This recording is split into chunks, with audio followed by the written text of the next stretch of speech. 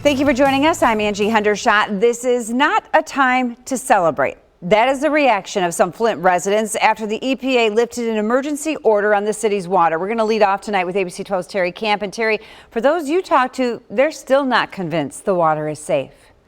No, Angie, they are either sticking with the bottled water or using a filter. And while the EPA says Flint completed all requirements of the Safe Drinking Water Act emergency order, there's still a lack of trust. Brett Gray heard the news that the Environmental Protection Agency has lifted the emergency order for Flint water. Okay. I mean, if they say it is, we just got to test it. The Safe Drinking Water Act emergency order in Flint had been in place since 2016, but on Monday, EPA Chief Lee Zeldin announced water sampling shows that Flint's water system is in compliance with lead standards.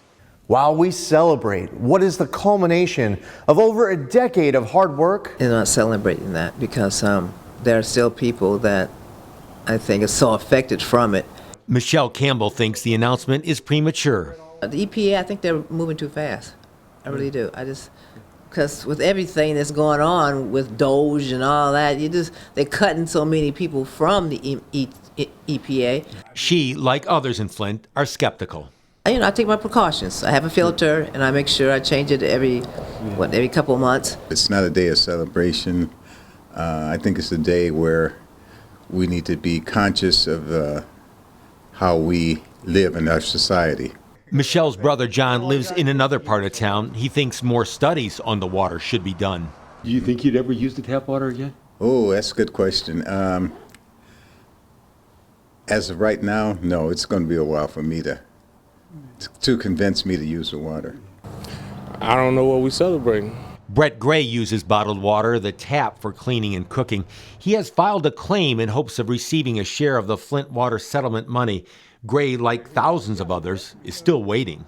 After they cut the checks, that's the appropriate time to say, we apologize, we did this city wrong, here's reparation for that, now let's celebrate. We fixed the water, we fixed our problem. We didn't solve it as far as like how we poisoned y'all, but we hope that this helps.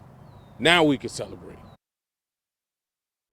And again, as we reported in the past, those long-awaited payments to the survivors of the Flint water crisis who have filed claims are expected to begin going out this summer.